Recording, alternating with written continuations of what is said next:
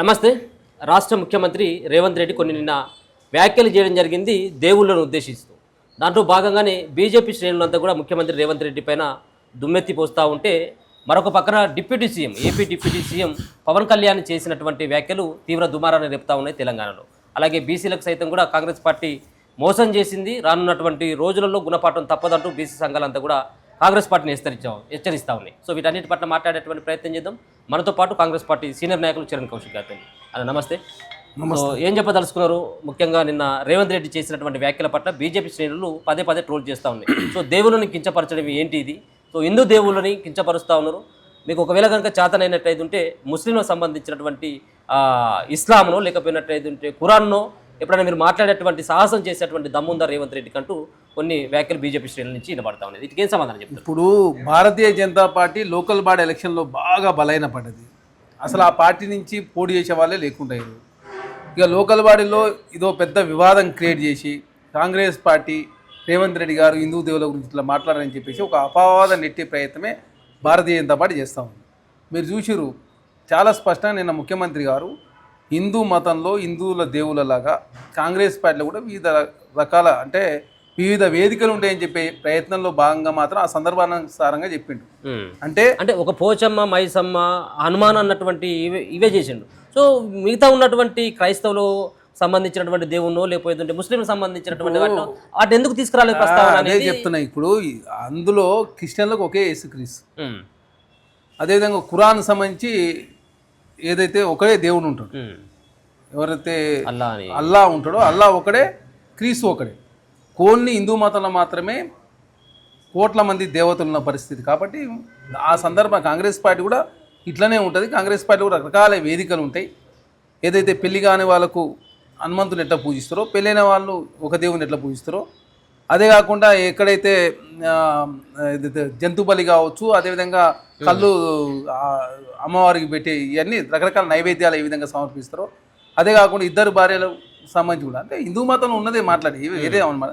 అది కూడా కాంగ్రెస్ పార్టీ కూడా అట్లాంటిదే, హిందూ మతం లాంటిది అని చెప్పేసి హిందూ మతం గురించి మాట్లాడే తప్ప వేరే వాటితో పోల్చొచ్చు కదా. సో సింగిల్ గురించి కాదు కదా, కాకుండా వేరే వాటి గురించి బహుళ నాయకత్వం కాదు కదా. హిందూ మతం లాంటిది దేవుళ్ళ కాంగ్రెస్ పార్టీ ఒక సంప్రదాయం ఉంది. అందుకే 140 సంవత్సరాల మనగడ కొనసాగించింది ఈ దేశంలో. ఏ పార్టీ అన్ని సంవత్సరాలు మనగడ కొనసాగించలేదని చెప్పేసి ఆ సందర్భానుసారం మాట్లాడింది తప్ప హిందూ దేవతలు ఇట్లను అట్లనే వేరే విధంగా మాట్లాడి ఏం మాట్లాడలే కదా. దాన్ని దేవతలు దేవునితో పోల్చుకుంటే దేవుడు తప్పు చేస్తే దేవుడు శిక్ష చేస్తారని చెప్పేసి దేవునితో పోల్చుకుంటే తప్పు అవుతుందా? అంతే కదా. ఎందుకు మరి బీజేపీ వాళ్ళు ప్రధానంగా ముఖ్యమంత్రి వాళ్ళకు ఇష్యూ ఏం లేదు. పార్లమెంట్ సమావేశాలు జరుగుతున్నాయి. తెలంగాణకు ప్రత్యేక నిధులు భారతీయ జనతా పార్టీ తీసుకురాలేదు. తెలంగాణకు ఏం చేసారో చెప్పండి కాంగ్రెస్ పార్టీ అడుగుతా ఉంది. మొన్న జూబ్లీ సెలక్షన్లో ఘోర పరాభవం అయ్యారు. కనీసం పోయినసారి వచ్చిన ఓట్లు కూడా రాని పరిస్థితి. లోకల్ బాడీ ఎలక్షన్లో భారతీయ జనతా పార్టీ కనీసం అభ్యర్థులే లేరు. కాబట్టి కాంగ్రెస్ పార్టీ ఒక విజన్తో ముందుకు పోతుంది. మొన్న ప్రధానమంత్రి గారు ఇప్పుడు ఆహ్వానించిన మనం 4th సిటీ ఇనాగరేషన్కు కేంద్రంలో మంత్రులు ఆహ్వానిస్తూ ఉన్నాం. 4th సిటీకి సాయం చేయమని అడుగుతా ఉన్నాం. తెలంగాణకు త్రిపుల్ కావచ్చు, మెట్రో కావచ్చు, అన్నిటికీ సాయం అడుగుతా ఉన్నాం. సాయం చేయలేరు. బీహార్కి ఇచ్చినట్టు కానీ ఆంధ్రప్రదేశ్కి ఇచ్చినట్టు తెలంగాణ సాయం చేస్తారు. కాబట్టి ఏ ముఖం పెట్టాలని జనాలకు వెళ్ళలేక ఇదొకటి దీన్ని రాద్ధాంతం చేసే ప్రయత్నంలో వారు మీరు సమర్థిస్తున్నారు. రేవంత్ రెడ్డి మాటలు మాట్లాడింది ఇది సబాబైందే, సరైనటువంటి విధానం. రేవంత్ రెడ్డి గారు మించినటువంటి సనాతన ధర్మిష్ట ఎవరు, సనాతనిష్ట ఎవరు? రేవంత్ రెడ్డి గారు గతంలో ఆర్ఎస్ఎస్ కావచ్చు, ఏబీపీలో పనిచేసారు. వారు పక్క హిందూ, మేమంతా హిందువులే. మేమంతా పాకిస్తాన్ వాళ్ళం ఏమన్నా భారతీయ జనతా పార్టీలో ఒక హిందువులా?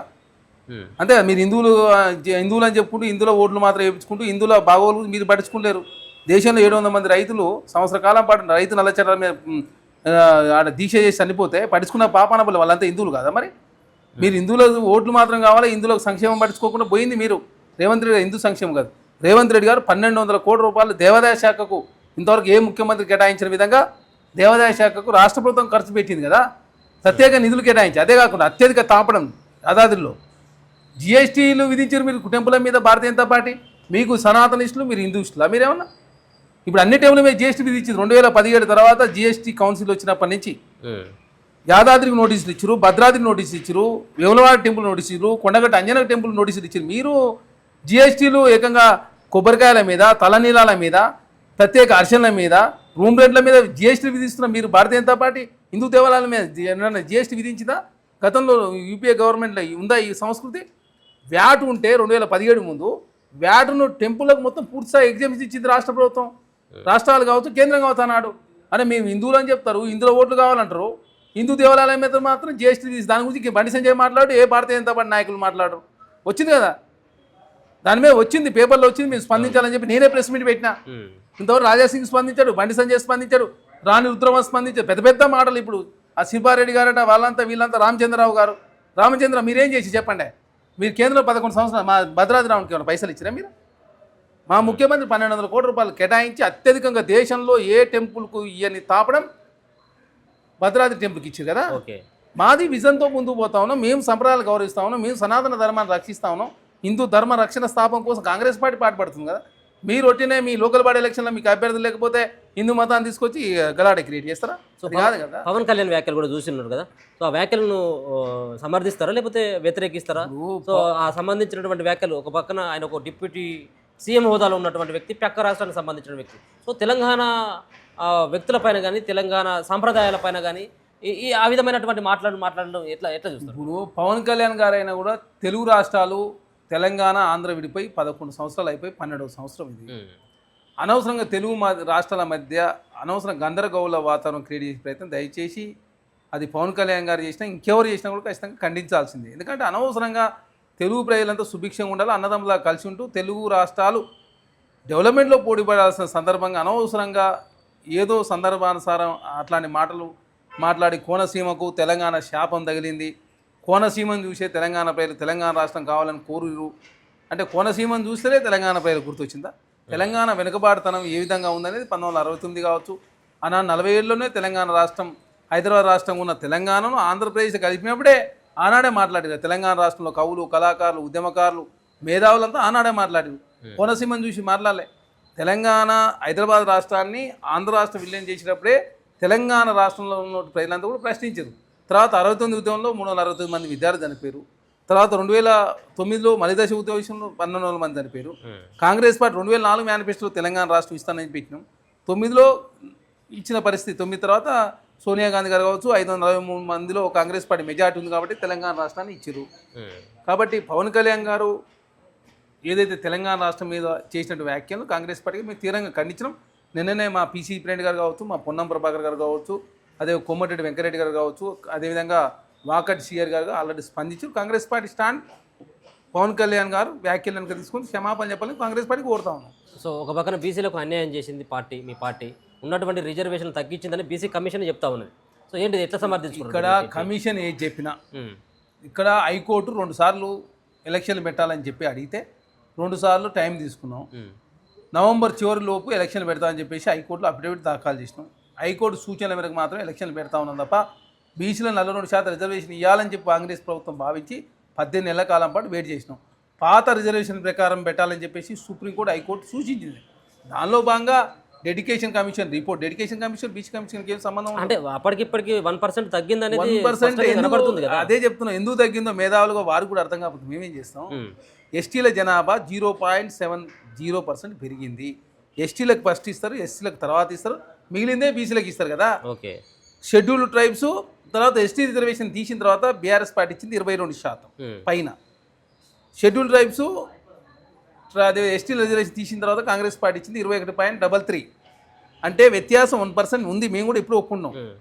కలిపి ఏదైతే షెడ్యూల్ ట్రైబ్స్ కావచ్చు ఎస్టీలు కలిపిన తర్వాత వారు ఇచ్చింది 15%. మేము కలిపి తీస్తే 17%. అరే లెక్కలు కూడా తెలంగాణ సమాజం తప్పుదారి పడిస్తారు అండి. నాకు అర్థం కాదు. ఎవరైనా వాళ్ళు బీసీ కమిషనా ఇంకోలా కాదు. వాస్తవాలు మాట్లాడండి. సుప్రీంకోర్టు డైరెక్షన్స్ ఉన్నాయి. సుప్రీంకోర్టు డైరెక్షన్ కూడా ఇంకోటి, కొత్తగూడెం జిల్లాలో బీసీలకు ఉండవచ్చు. ఎందుకు వచ్చింది? షెడ్యూల్ ఏరియాలో బీసీ రిజర్వేషన్స్ ఉండవు. మునుగులో 5 వచ్చినాయి. ఎందుకు వచ్చినాయి? అక్కడ షెడ్యూల్ నాన్ షెడ్యూల్ 2 ఏరియా ఉన్నాయి కాబట్టి 5 వచ్చినాయి. ఇక్కడ ఎస్టీలకు ఎస్సీలకు తీసిన తర్వాత కొన్ని దగ్గర మిగిలిపోతే కూడా ఏం చేయలేము. ఇంకోటి మున్సిపాలిటీలో బీసీల రిజర్వేషన్ పెరిగే అవకాశం ఉంది. అది 34-35 అవకాశం. ఎందుకు?